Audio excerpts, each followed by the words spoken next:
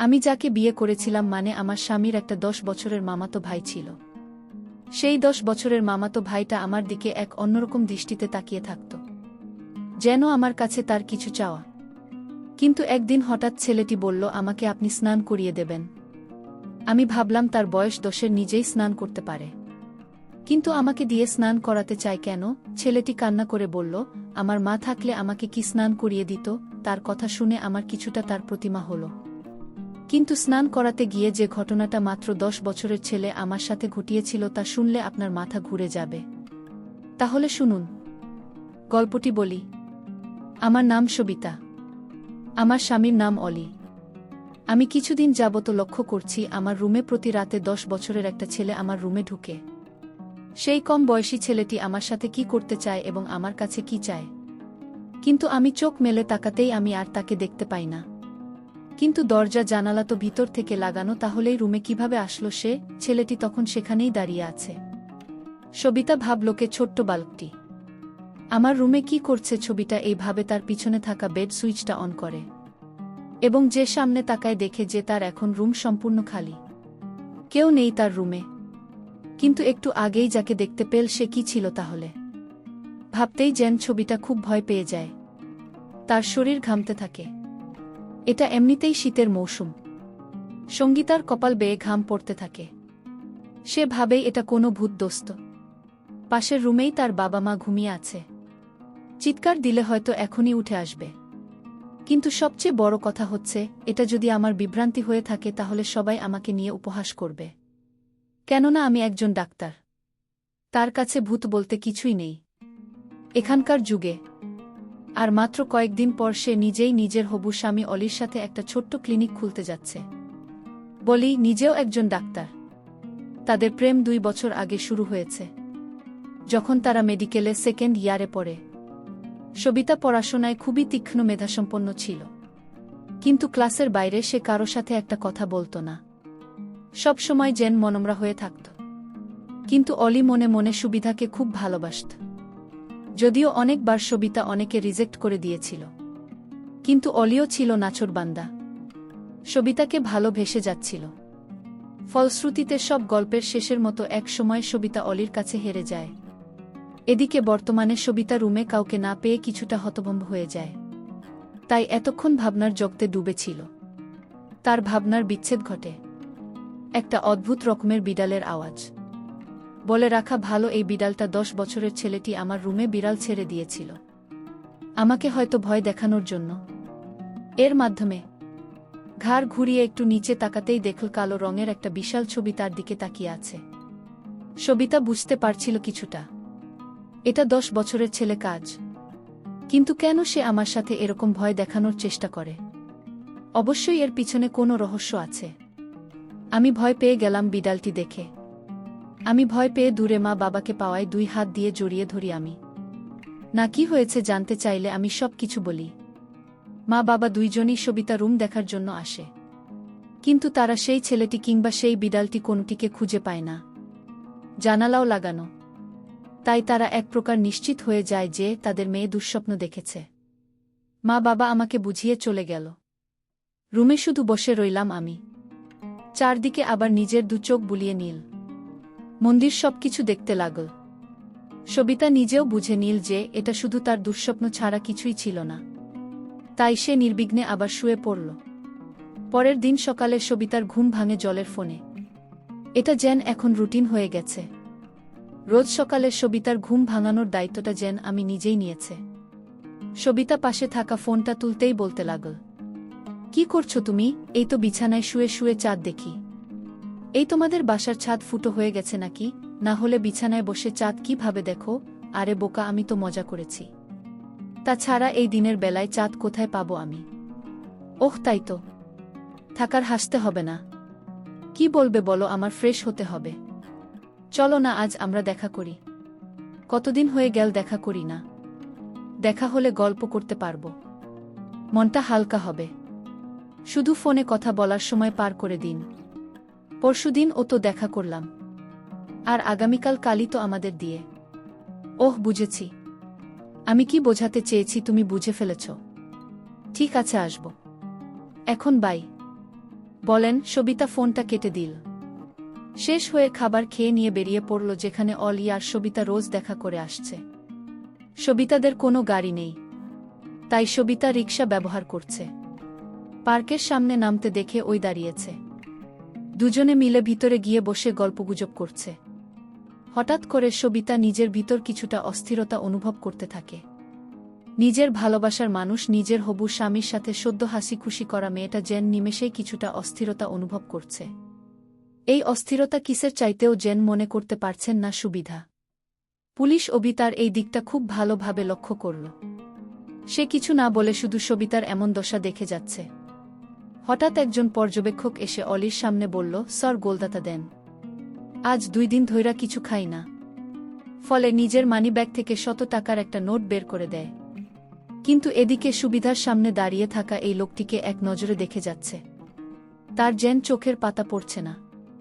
মনে হচ্ছে সবিতা যেন এই লোকটিকে কত না দিন ধরে চিনি। কিন্তু সবই তার চোখেই লোকটি 10 বছরের ছেলে, আর অলির চোখে 7 বছরের বুড়ো। ছবিটা দেখলে ছেলেটি তাকে ইশারা করে বলছে, আজ রাত দেখা হবে তোমার সাথে এবং অনেক কথা আছে। সবিতা তার এই কথা শুনে আর সহ্য করতে না পেরে অজ্ঞান হয়ে যায় এবং দলের সামনেই মাটিতে লুটিয়ে পড়ে। ওই ভাবল হয়তো সামনে দাঁড়িয়ে থাকা ভিক্ষুককে দেখে ভয় পেয়ে গেছে, তাই অলিম্পিক থেকে চলে যেতে বলল। ওই তাড়াতাড়ি করে সবিতাকে তুলে নিজের গাড়িতে সবিতাদের বাড়িতে নিয়ে যেতে নিজের মেয়েকে অজ্ঞান অবস্থায় দেখে সবিতার বাবা মা যেন খুবই চমকে গেল। কিন্তু অলি তাদের সান্ত্বনা দেওয়ার জন্য বলল যে সবিতা শুধুমাত্র ফ্রাস্ট্রেশনে পড়ে জ্ঞান হারিয়েছে। এই বলে অলি নিজের বাসায় চলে গেল। কন্যা আগামীকালই তাদের বিয়ে। অনেক প্রস্তুতি এখনও বাদ আছে। পরের দিন দুই পরিবারের মাঝে যেন খুশির পাহাড় নেমে আসে। আজ সবিতা আর অলির বিয়ে। বাহিরের সবাই অলির সাথে কথা বলছে, আর এদিকে ঘরের ভিতর সবিতা বসে আছে। রুমে কেউ নেই। যেখানে সবিতার সবচেয়ে বেশি খুশি হওয়ার কথা সেখানে সবিতা কিছুটা মনমরা। ধীরে ধীরে বিয়ে খুব ভালোভাবে সম্পন্ন হল। বসে যে অলির বাড়িতে প্রবেশ করল। অলির একটা মামাতো ভাই ছিল, তার বয়স 10 বছর, দেখতে অনেক সুন্দর। ছেলেটির নাম রবিন। অলি মামাতো ভাইয়ের মা বাবা ছোটবেলায় মারা যায়। তার আপন বলতে পৃথিবীতে কেউ ছিল না, আর তাই উনি তাকে নিজের বাড়িতে এনে স্কুলে ভর্তি করে দেয়। আর তখন থেকেই অলির মামাতো ভাই তাদের বাসায় থাকে। যাই হোক, আমি যেদিন অলির ঘরে বসে গেলাম তখন দেখতে পেলাম 10 বছরের ছেলেটি রবিনকে আমি দেখে অবাক হয়ে গেলাম। আমার রুমে যে ছেলেটিকে দেখতে পেতাম ঠিক রবির মতো। আমার মনে হচ্ছে এই ছেলেটি আমার রুমে যেত, কিন্তু কেন যেন তার মন্তব্য আমি বুঝতে পারিনি। একদিন ঠিকই বুঝতে পেরেছিলাম, সেটা আবার অনেক কৌশলে। এই বিষয়টা পরে বলছি। আমি তখন ছেলেটিকে দেখে আমি তাকে ডাক দিলাম, রবি তুমি আমার কাছে আসো, তোমার সাথে আমার কথা আছে। আমি দাঁত দেওয়ার সাথে সাথে সে আমার কাছে চলে আসলো। আমি তাকে জিজ্ঞেস করলাম, তুমি কতদিন ধরে এই বাড়িতে আছো? সে বলল, আমার বয়স যখন 5 তখন থেকেই আমি বাড়িতে আছি। তোমার মামাতো ভাই মানে অলির সাথে যে আমার প্রেম ছিল সেটা তুমি কি জানতে? সে বলল, অলিভ আয়ার আর তোমার যেদিন প্রথম সাক্ষাৎ করো এবং ভাইয়া যেদিন তোমার সাথে ফোনালাপ করে তখন আমি সব শুনতাম। তোমাদের প্রেম সম্পর্কে সব জানতাম আগে থেকেই। আমি তার কথা শুনে অবাক হয়ে গেছি। তাহলে কি এই ছেলেই আমার রুমে রাতে যেত? কিন্তু কেন যেত এর কিছুই আমি জানতাম না। তবে কেন যেত এটা আমার জানতে হবে। কিছুদিন পরের কথা, আমি যখন বাথরুমে স্নান করতে যাই তখন এই বাচ্চা ছেলেটিকে আমি বাথরুমে দেখতে পাই। আমি যেদিকে যাই শুধু তাকেই দেখতে পাই। কেন সে আমাকে ফলো করে?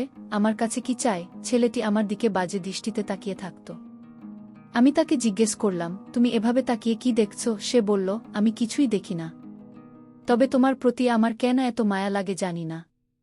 আমার ইচ্ছা করে 24 ঘন্টা তোমার দিকে তাকিয়ে থাকি। আমি বললাম, কি বলছো তুমি? তোমার কি মাথা ঠিক আছে? সে বলল, আমার মাথা ঠিক আছে, তোমার মাথায় সমস্যা আছে। আমি তার প্রতিটি কথা শুনে আমার অবাক লাগত। সে আমার সাথে অদ্ভুত কথা বলতো, যেটা বড় মানুষও বলতে পারত না। বিয়ের প্রায় আমাদের 6 মাস হয়ে গেল। এদিকে আমার স্বামী আমাকে বলল, আমাদের একটা ক্লিনিক রেখেছিলাম, সে বিষয়ে কথা বলতে বা কনফার্ম করতে তার ঢাকা যেতে হবে কিছুদিনের জন্য। পরের দিন আমার স্বামী চলে গেল ঢাকায়। আমি বাসায় একা। আমার শ্বশুর বাড়িতে ছিল শুধু। আমার শাশুড়ি মা অনেক আগেই মারা গিয়েছিল। তারপর রাতের খাবার খেয়ে আমি আমার রুমে ঘুমাতে গেলাম। রাতের মাঝামাঝি সময়ে আমার ঘরে আমি কারো হাঁটার শব্দ শুনতে পেলাম এবং আমি আমার নিজের বাড়িতে যে বিড়ালটা ছিল সেই বিড়ালটা আমার রুমে দেখতে পেলাম। আমি ভয় পেয়ে কান্না করতে লাগলাম। হঠাৎ করে দরজাটা খুলে 10 বছরের ছেলেটি আমার কাছে এসে বলল, "কি হয়েছে, আপনার কোনো সমস্যা হয়েছে কি আপনার?" আমি বললাম, "আমাদের বাড়িতেই বিড়ালটাকে আমি দেখতে পেতাম। কিন্তু আজ দেখি আমার বাড়িতেও এই বিড়ালটা দেখতে পেলাম। আর তাছাড়া আরও একটি কথা হলো, তোমাকে আমি বলিনি এখনো। ঠিক তোমার মতো একটা ছেলেকে দেখতে পেতাম। প্রতি রাতে আমার রুমে কিভাবে আসতো আমি জানি না।" তখন সে আমাকে বলল, "এটা আপনার মনের ভুল। আপনি মনে হয় দুঃস্বপ্ন দেখেছেন।" আমি বললাম, "না, আমি এটা বাস্তবে দেখেছি।" সে আমার কথা কিছুতেই বিশ্বাস করল না।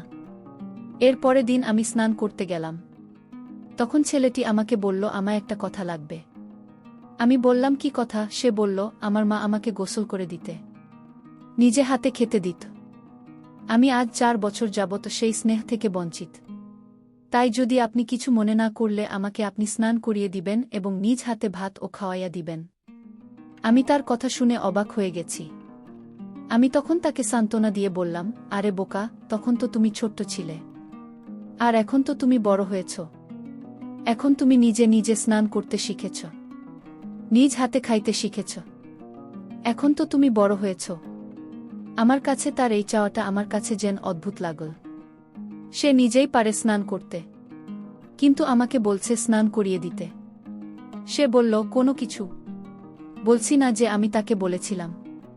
আমি বলেছিলাম তুমি আমার ছিলে না, আর তাই আমি তোমাকে স্নান করিয়ে দিতে পারব না।" হঠাৎ লক্ষ্য করলাম ছেলেটির চোখ দিয়ে পানি জবলজবল করে পড়ছে, কান্না করছে আর আমাকে বলতে লাগল, "বড়দের কাছ থেকে শুনেছি ভাবি হচ্ছে মায়ের সমতুল্য। তাহলে তুমি আমাকে কেন স্নান করাতে পারবে না আর নিজ হাতে ভাত খাওয়াতে পারবে না?" আমি তার কথা শুনে বারবার অবাক হচ্ছি বলে, "কি ছেলেটা?" আমি তাকে বলেছি, "ঠিক আছে, আমি তোমার সব কথা শুনব। তার আগে তোমায় সত্যি কথা বলতে হবে।" সে বলল, "আমি কোনো দিন কারো সাথে মিথ্যা কথা বলিনি আর বলবো না।"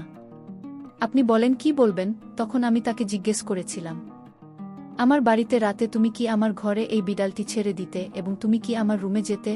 তখন সে বলল, আমি যেতাম।" তার এই কথা শোনার পর আমার সারা শরীর ভয়ে কাঁপতে লাগল। মাত্র 10 বছরের ছেলেটি কিভাবে আমার রুমে গেল? আমি তাকে আবার জিজ্ঞেস করলাম, "কেন যেতে আমাদের বাড়িতে?"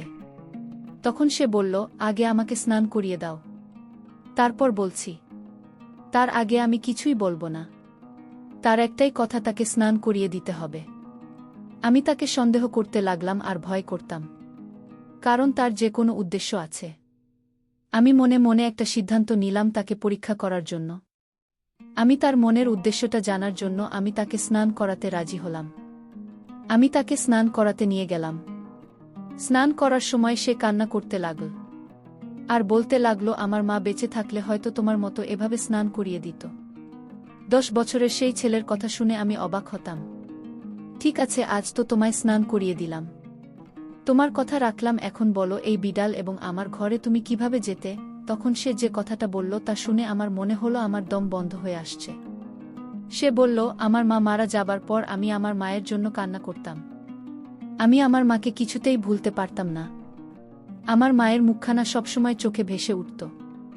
আমার রাতে ঘুম আসত না। আমি মানার কোনো কথা শুনতাম না। আমি এদিক সেদিক চলে যেতাম। তখন মামা আমাকে একজন সাধু বাবার কাছে নিয়ে চলে। সাধু বাবা আমায় দেখে বলল, এই ছেলের তার মায়ের জন্য পাগল। সে যদি তার মাকে দেখতে না পায় তাহলে কিছু দিনের ভিতরে পাগল হয়ে যাবে। মা বলল, তাহলে এখন উপায় কি? সাধু বাবা তখন বলল, ওকে আমি একটা পোষা বিড়াল দিব। আর এই বিড়ালটি যার ঘরে থাকবে সেই ঘরে অবিবাহিত মেয়েটিকে সে তার মায়ের মতো দেখতে পাবে। সাধু বাবা তখন আমার মা আমাকে এই বিড়ালটি দিল এবং বলল যে এই বিড়ালটি যার বাড়িতে রাখবে সেখানেই তার মাকে দেখতে পাবে। মামা তখন এই বিড়ালটি দিয়ে আমায় বলল, আমার সন্তান মানে আমার মামাতো ভাই যাকে বিয়ে করব তার বাড়িতে রেখে আসো। আমি তাই করলাম। এরপর থেকে আপনারা দেখতে মায়ের মতো লাগে। তাই আপনাকে দেখার জন্য আপনার রুমে যেতাম, কারণ আপনি তখন আমার চোখে মায়ের মতো হয়ে গিয়েছিলেন। তাই আপনার মা আমি কিছুতেই ভুলতে পারিনি, আর মায়ের কিছুটা অভাব পূরণ করার জন্য আমার মামাতো ভাই আপনাকে বিয়ে করে। কারণ গুণী লোকেরা বলতো ভাবি মায়ের মতোই হয়। আর তাই আপনাকে এ বাড়িতে বিয়ে করে আনা হয়েছে। হয়তো এই সম্পূর্ণ প্ল্যান আমার ছিল, শুধু আমাকে ভালো রাখার জন্য। আমি তার কথা শুনে অবাক হয়ে গেলাম এবং তাকে আমি মায়ের মতো স্নেহ করা শুরু করলাম। বন্ধুরা, গল্পটি কেমন লাগলো তা কমেন্ট করে জানাতে ভুলবেন না। সবাই ভালো থাকবেন। ধন্যবাদ।